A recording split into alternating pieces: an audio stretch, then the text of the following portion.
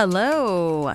You're listening to Talk of the Bay with your host, Meilin Obinata. That's me. We're talking to activists involved with the encampment at UC Santa Cruz. Yeah, so today we're going to talk about what led up to the arrests of May 31 on the UC Santa Cruz campus. Guests, please feel free to introduce yourselves with like 15 seconds or so.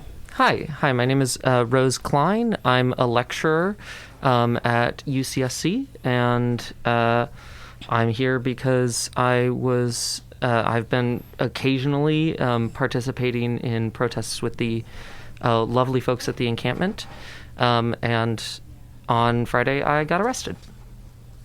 Thank you. Hi, my name is Rocket. I am an undergrad student at UCSC. I've been camping at the encampment since day one. So I have been there through thick and thin, and I was also arrested on Friday, very violently, might I add. So yeah, I'm really glad to talk about the camp. I know people tend to have a lot of ideas of what it might be, so I'm glad to kind of clear up anything that people might have. Thanks for joining us today. I just want to give listeners a little bit of an update for some context about the activities on various UC campuses. UC Santa Cruz, UC Santa Barbara, UC San Diego, UC Davis, the UAW, that's the United Auto Workers, 4811. The workers are striking in solidarity with students. The UC has filed an injunction, and that injunction was denied. Something else that you might have heard about today, protesters took over the San Francisco Consulate of Israel. And a little while back, Dr. Sankil of San Jose State was accused of leading a student protest. She is the advisor for Students for Justice in Palestine. On K-Squid, we previously interviewed a UAW person, and UC Santa Cruz arrests of 80 or more people received national coverage from AP News, Los Angeles Times, etc. And for those of you who might know the geography of the campus, a half-mile radius around the UC Santa Cruz campus was blocked by law enforcement, and personnel from anywhere from Sacramento to Ventura County, including Santa Clara PD, California Highway Patrol, were part of the activities on the UC Santa Cruz campus Friday, May 31st. Actually, we have another guest. Would you like to introduce yourself? Hi, I'm a student from UC Santa Cruz that has been involved with the Gaza Solidarity Encampment and was there on the line. Thank you. I have a bunch of questions for you. So, what motivated you to create the encampment? And I guess anybody can take this question. So actually, our organizers were Students for Justice of Palestine, UCSC specifically. They're kind of their own little organization. So a lot of them were kind of involved in the creation of the camp. Me personally, I just kind of heard about the rally and I heard about the camp being formed, so I just decided to join, but really not participant in the whole creation of it, at least. Was there anything in particular that motivated you to join in terms of your beliefs? For me, it's the idea of collective liberation and that our movements are all intertwined and that they're not isolated. Yeah, I want to second that. It felt very much like, I haven't had the chance to stay overnight at the camp, but the Gaza Solidarity Encampment really, to me, represents sort of, a very poignant protest against the awful things that the UC is doing. And, it's not just about the liberation of the peoples in Gaza, although it is also about that. We have classes there. We have the People's University. We have a bunch of really fantastic speakers and activities that come in. And I guess I just want to say, I think people at the encampment understand that this fight is not just about people elsewhere. It is about the collective liberation of all of us. Because to get the UC concede to these demands, these very reasonable demands, would be a win not just for Palestine, but also for us. Okay, so for someone like me who doesn't know what collective liberation means, would someone like to explain what that looks like? So one aspect of it is people who have been affected by war all around the world. There's collective liberation in that, and particularly war waged by the United States and Israel globally. So that's one aspect of it. Another could be, as people here who live in the United States, our role as taxpayers, our role as people who vote individuals into office, who make decisions, and ultimately as people who are complicit in what's happening, and it being our duty to change that, not only for them, but for ourselves morally and ethically, to not have it be a possibility for an atrocity like this to happen again, and to stop it while it is happening now in whatever capacity we can. Thank you. Can I bounce off that? Yeah. I think in this sense, like, liberation is liberation from oppression. And so when we're talking about collective liberation, we're talking about how those struggles are interconnected, right? We, in letting the U.S. government, in letting the UC school system continue with funding atrocities, we are being complicit in those atrocities. We're complicit in them. So fighting them here is a way to fight the machine, the military-industrial complex, is a way to fight the forces of oppression that are also oppressing us, right? These are the same police that beat black and brown people in the streets of Santa Cruz and other areas, right? These are the same police that are, exerting power as a way of maintaining the status quo that is not healthy for the people. So I knew someone, when Hurricane Katrina was happening, I said, wow, like we were talking about it, and then they were saying, well, I don't know anyone who even knows anyone around there. And I mean, it's like bad, but that was the extent of that person's response.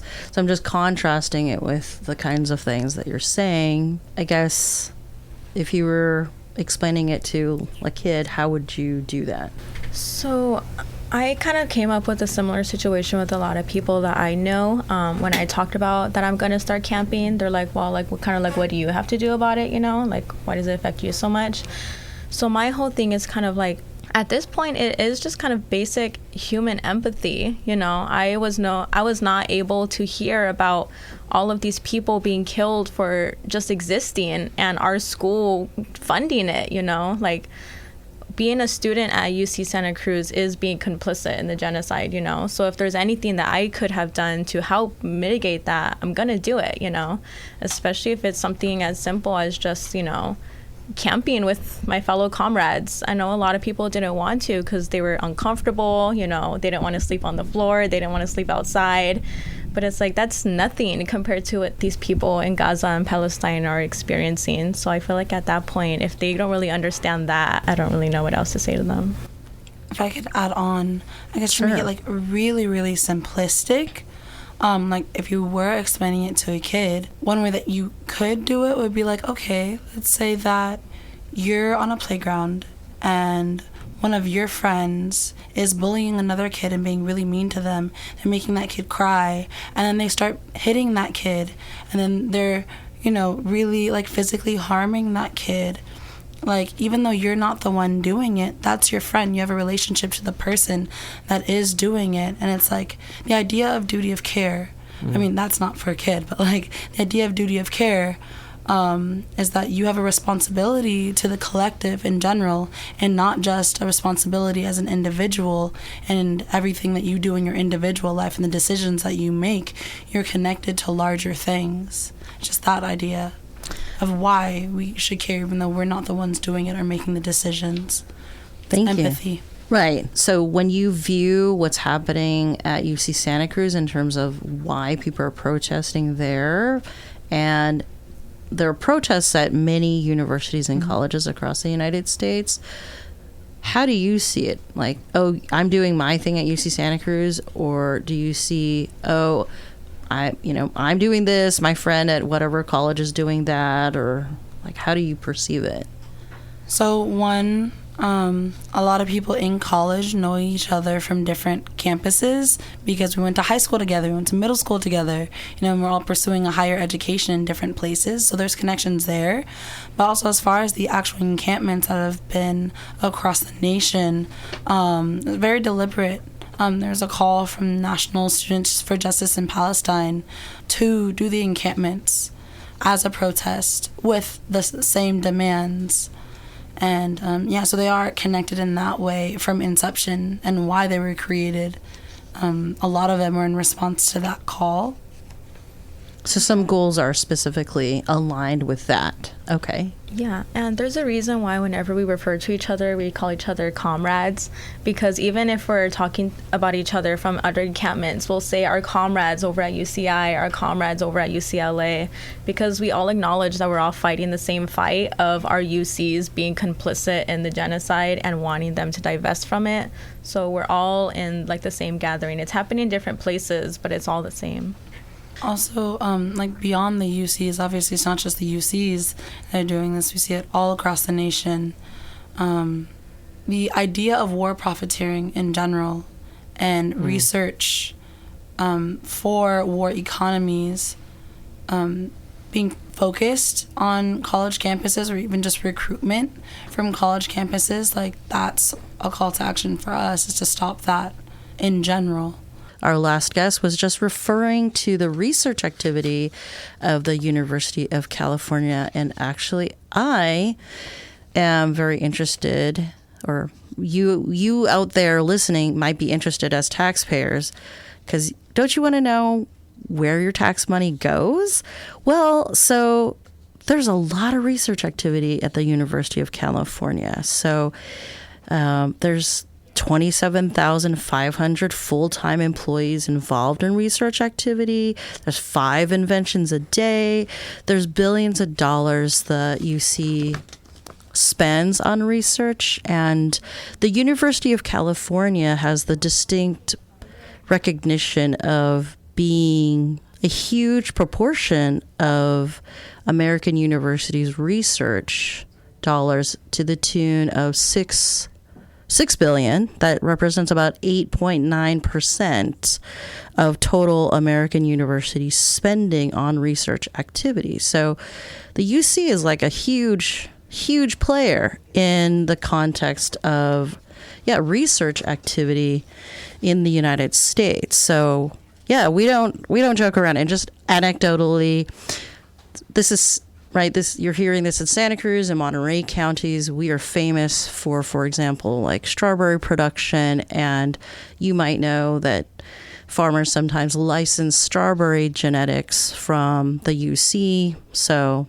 it's not just our counties that benefit, but the entirety of California. I'll just throw out one more stat.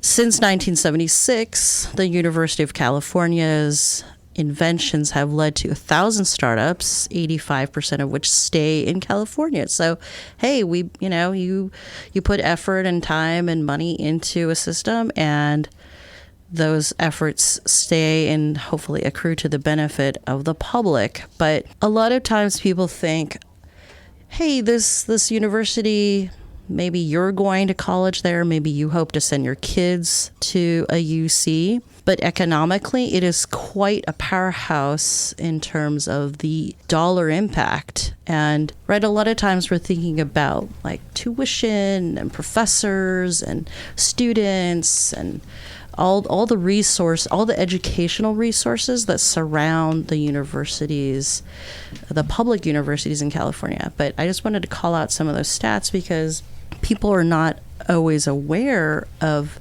what a big economic impact research can have on the state of California. So, all right, I want to go deeper into the topic of research. But before I do that, I know that I'd like people to talk about their experiences leading up to Friday and including any arrests on Friday. Happy to talk about that. I do want to just flag with regards to research that, a lot of those dollars come from defense agencies. A lot of those dollars come from weapons manufacturers. And that's the fight that we're in here for. It's not just about, oh, what can we get as a return of investment on a dollar, right? Like, that's not the point. The point is when we invest in human lives, when we invest in caring for people, when we invest in caring for community, that is where the real returns are. That's when we get to celebrate each other and be in a wonderful community that is healthy. One of the chants on the line was money for cause and education, not for war and occupation. And that's really, at the end of the day, it's like we're fighting for people. And I think it's important to remember that, oftentimes this is my own opinion, but oftentimes the methodology, the way we talk about universities in terms of numbers and in terms of funding reduces the value of the human life, right? Reduces the value of the students that work there, reduces the value of the students that learn there. Learning itself is work, right? And when we just talk about, oh, how much money is going into the university, or how much money is coming out of the university, how much value dollar-wise is it having for our economy, I don't think that's useful, right? It's an institution of education. So one question I have is, what happens to the data, the research information, the algorithms, and all the things that all your labor produces, right? So when, for example, all the UAWs of the various UC campuses, when they go on strike, how does that impact the University of California system economically? So, yeah, it is an economic impact. As you said, there's a lot of money that comes from that research work and its products. And the strike and the withholding of labor is an economic way of putting pressure on the university as a whole to pay attention and listen to the demands of disclosure and things like that for where does this funding come from, particularly DOD, Department of Defense funding, because we know that's very present on the UC level as a whole of research and what it goes to. It's like if DOD funding is there, it has military application. Like there's just no other way to look at that. And not having access to those records or even knowing if a project has that kind of funding is something that we're asking for and demanding with the disclosure demand. And could you explain what is the disclosure demand? The disclosure demand is it's to be able to follow the money trail. Okay. So it's somewhat of a transparency. Transparency. Okay. You can think of it like public records request, at least for students and people are actually involved in the university to know where the money is going. Yeah. Because yes, it's an institution of education, but it's much more than that. We know that there's a lot of money involved that is not directly tied to our education. There is profit made by the university and investments in companies and things like that are connected to the war economy. So it's disclosure and transparency about that.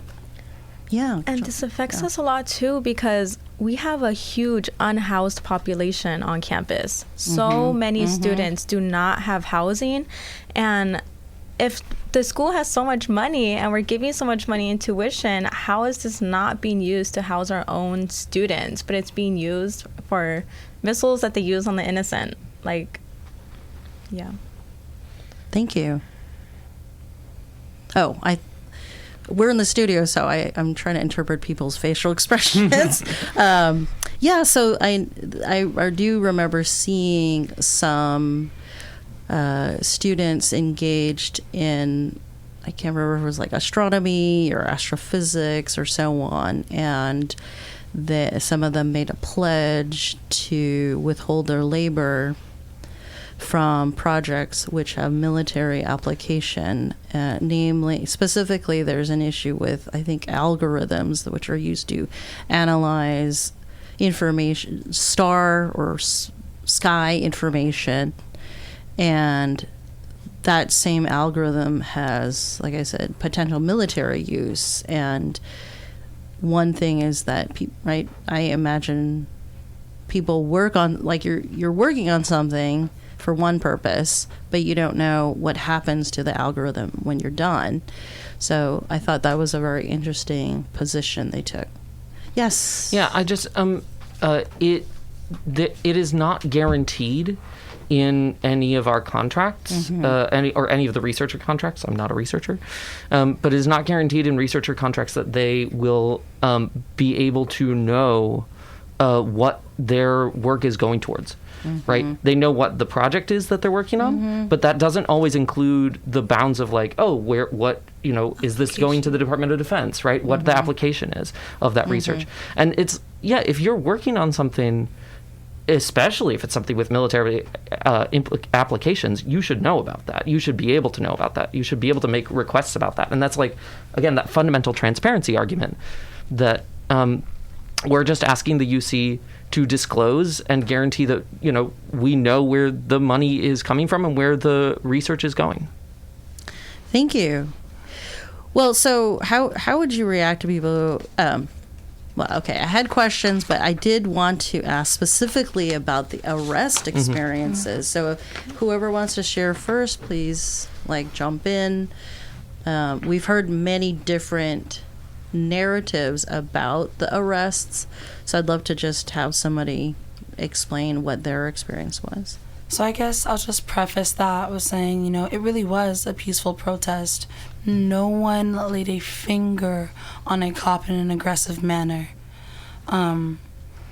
We linked arms and stood our ground in protest, and even some of the chants. One of the chants was peaceful protest over and over and over. One of the chants was, "There's no riot here. Why are you in riot gear?"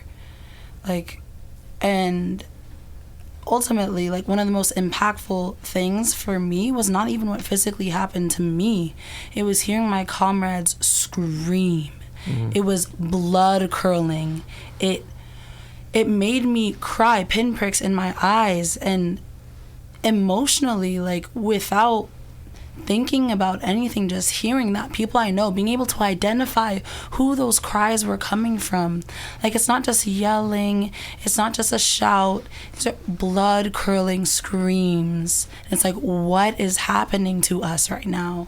So why were people screaming? Because the cops were aggressing upon us. They were beating people. Multiple people have many bruises. People have concussions.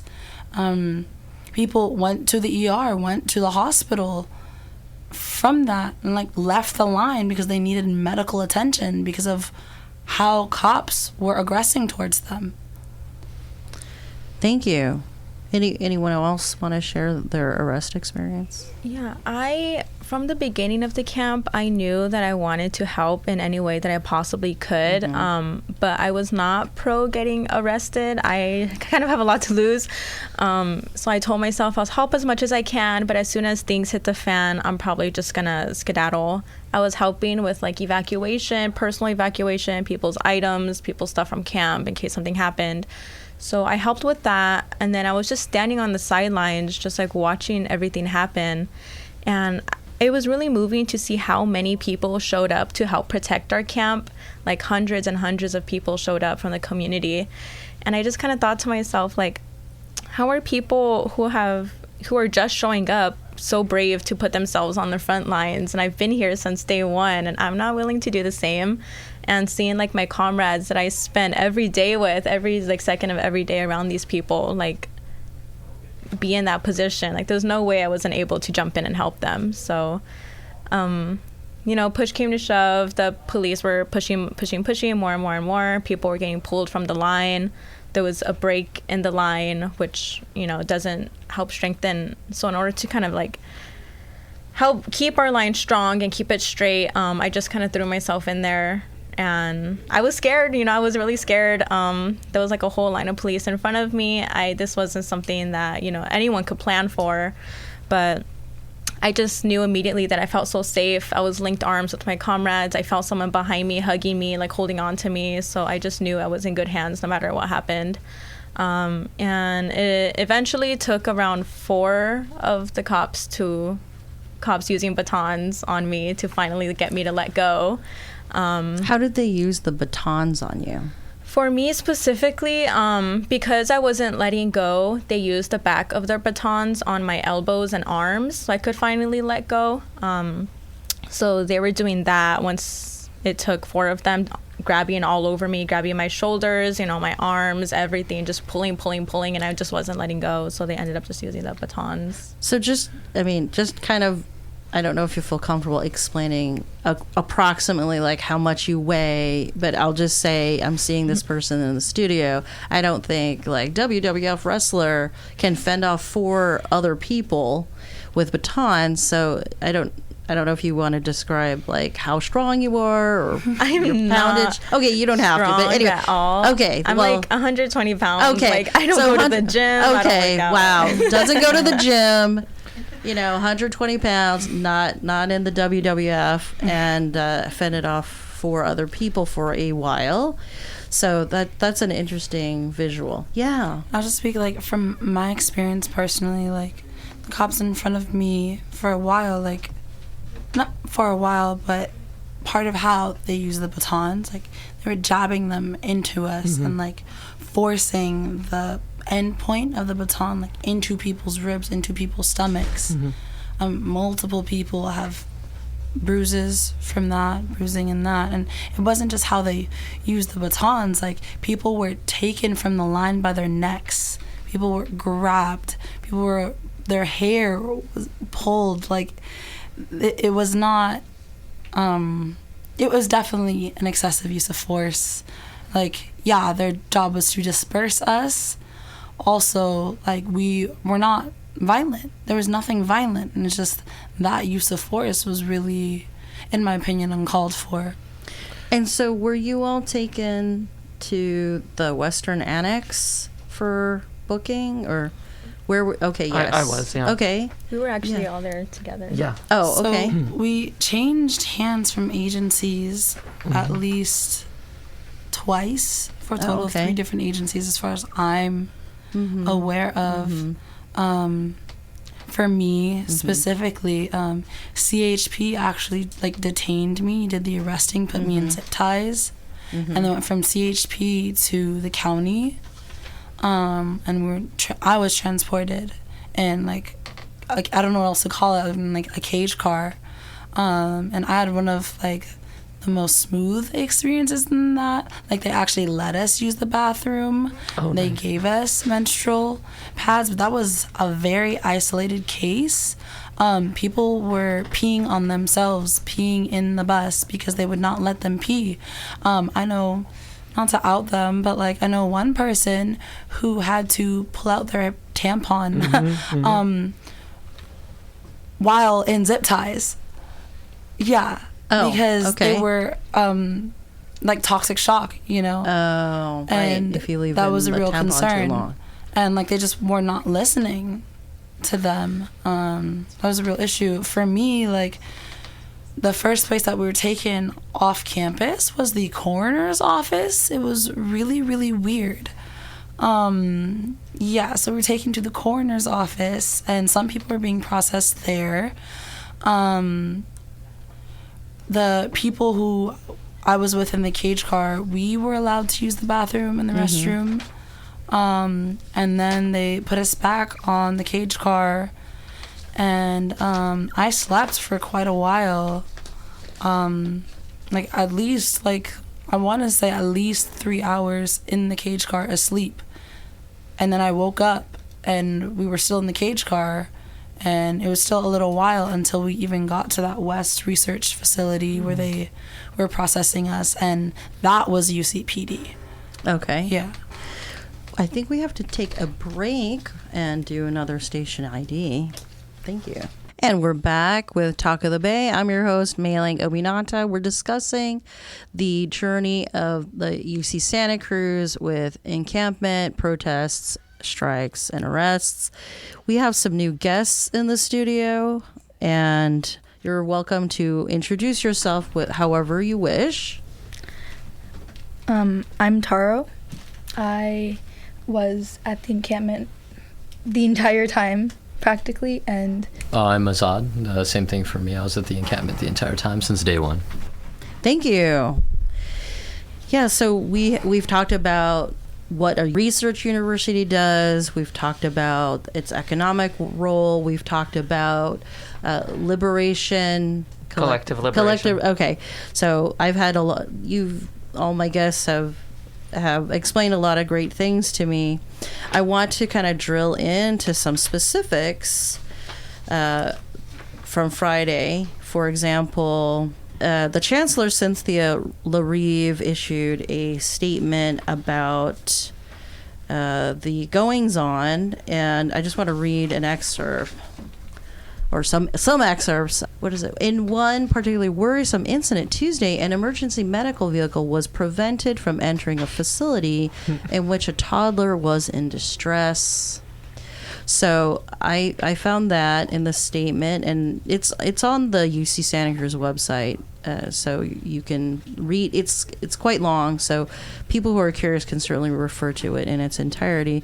But also on social media, people have posted photographs and video of emergency vehicles like a fire truck and an ambulance, describing those vehicles as vehicles attached to that toddler incident. So the Chancellor's saying one thing, there's video and photographs people are posting to the contrary. So I don't know if anyone here wants to comment on that. Yeah. Yeah, I can comment on that. So, absolutely, there are videos and footage online showing emergency vehicles on campus, which contradicts the Chancellor's statement that those vehicles were not able to go on campus. And also, as someone who was there at one of those blockades, like witnessing one of those blockades, I can confirm that they did move barricades in order to let emergency vehicles through. And that was done immediately. That wasn't something where they were told to. It was, we saw an emergency vehicle, we understood that they needed to get through, and we understood that regardless of why we were protesting, an emergency vehicle is an emergency vehicle, and we let them through. And also for the other barricade, there's a group of students who are near the intersection of near family student housing on campus, and those students were also accused of blocking emergency vehicles. But the thing about that is the university brought in an entire bus to block that road. They brought in a loop bus to block that road. And that's not something that we could do. Obviously, none of us have access to those buses. And on the other hand, we were letting vehicles through, but this is something where we see the university being responsible for blocking emergency services and blaming that on us through how they blamed it on us through that email. Thank you. And just for listeners, I think probably many people in the listening area may have visited the UC Santa Cruz campus, but there is limited road access, and that is for automobiles and buses. I believe I would explain it as like a 2-lane road, and if anyone has driven around campus, it's really hard to get around. I watched the video. It just seemed like, wow, when there's pedestrians, it's really easy to clear the road. If you had a bunch of cars, it would, I don't know, might be difficult. So I also wanted to call out, most worryingly, they demanded we curtail the foundational right of academic freedom by condemning the use of funding from select federal agencies. Functionally, the encampment wanted to prevent our researchers from pursuing research related to topics with which they disagree. This is a dangerous precedent, and to give in to it would undermine academic freedom and make our academic community vulnerable to the values of whatever political force seeks to prevent free inquiry. So I read that. I wasn't sure how to interpret that. Oh, yes. Go ahead. Yeah. Okay. So, hi. I'm a lecturer. I've worked with researchers before. Yeah. Chancellor LaRive's email generously is an exercise in gaslighting. The academic freedom is when researchers and members of the university can say what they. It's essentially the right to publish things that the university administration might disagree with, right? And that does not extend to funding sources. The email is just wrong, right? So first off, it's getting the definition of academic freedom wrong. So what is academic freedom? Because that sounds nice. Academic freedom is when people affiliated with the university have the right to publish things that the university administration disagrees with. Okay. Right. So you cannot get disciplined for publishing something that disagrees with a stance set by the administration. Okay. So in the statement, I guess I didn't understand what she meant by curtailing academic freedom. Well, she's lying. Okay. So, okay. That's what I'm saying. It's an exercise in gaslighting at the very least. She's lying. When we ask for certain funding sources, the Department of Defense, weapons manufacturers who participate in the violence against the people of Palestine, right? When we ask for that, we are not asking for researchers to not say something, right? We're not asking for the people involved with the university to silence themselves. Quite the opposite, right? We are asking for administration to stop accepting funding from weapons manufacturers and people involved with the genocide in Gaza, right? And those two things are just not the same. Right. The way you're interpreting it is that the principle of academic freedom is about a university exercising control over its personnel, whereas the actions of the protesters are to make certain demands about divesting funds. So you're saying those two things are not the same. The two things do not equate. Okay. So I just since I was researching things on the internet and I found something with a former Israeli Defense Force soldier discussing his role as a UAW worker on the UCLA campus and explaining why he authorized the strike. And I'm not sure if anyone in this studio is affiliated with the UAW, but I just want to comment that there's a lot of solidarity with the UAW student workers. A lot of people might think the UAW is for auto workers, but there's actually there's like thousands of academic workers within. Do you want to talk about any aspect of the chancellor's statement from Friday? Because that's kind of what we've been drilling into. Hello. Hi. My name is Yo Mama. And I'm sorry that my voice is kind of dead. That's all right. Thank you for being in this program. Thank you for having us. Yeah. One thing that I would say is that the chancellor continuously walks or dances actually around the topic as to why people are even protesting to begin with. Something in both her and Lori's addresses to the community says that we are protesting with for reasons that the UC Santa Cruz has no role in, which is completely the opposite and denies the existence of our demands, continues to deny the existence of the genocide in Palestine that Israel is committing, and makes it seem like student protesters have an intention to harm the community when like my friend said earlier, we were letting people leave during the west entrance blockade and the main entrance blockade. We were allowing for the people who are trying to get off campus to get off campus. The only thing that we needed to do to finalize letting people go was for the cops to get out of the way.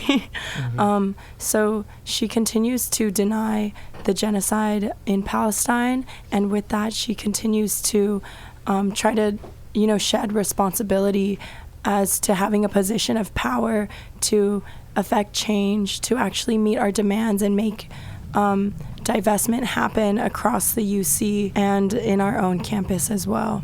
Thank you. And based on I guess me frantically researching stuff, I learned that students and unions in the Bay Area in the 80s were pivotal in the divestment activities in the divestiture from the apartheid regime of South Africa. And I'm just wondering if any of the guests here want to comment on that. I guess all that I'll say is exactly with that, we've seen it before where the university as a whole, University of California, or even just colleges, universities in general, can make the decision to not participate in something so drastic, I'll say it that way, where lives are being lost, people are being put into inhumane conditions.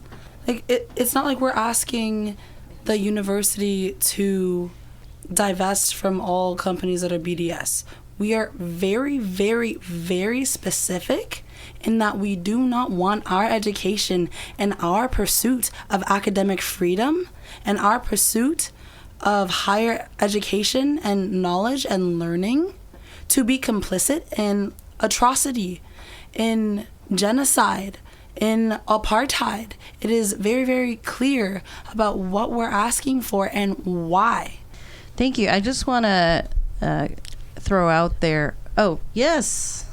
Yeah, I just wanted to comment on that too, about how at the end of the day, like what was said, we came to this university for a degree. We didn't come to this university for blood on our hands. And also you can see through this something very similar to the legacy of the fight against apartheid in South Africa is the process of co-opting language that's used and co-opting the student movement. And one thing we saw with the fight against apartheid in South Africa is back then universities and governments very much cracked down on students who were trying to fight against the apartheid regime and investments into the apartheid regime. And you see now we're fighting against a different apartheid regime in Israel. And now that we're doing that, you see a lot of the same co-opting. You see the universities honor the legacy of the students, or I shouldn't use honor, I would say co-opt the legacy of students who fought against apartheid in South Africa they build monuments to them, they build all these like curriculums around them. But at the same time, now that the same thing is happening now, a lot of people have forgotten that initially or originally it was the universities and the governments who were against those students. They were very much for the apartheid regime in South Africa. And you can even see it within the university where a lot of our first protests last year, they were met with a lot of resistance from the university, and a lot of times they're also met with complete ignorance for the plight that the Palestinian people have been going through. A lot of the statements of grief did not include the Palestinian people in any of the language.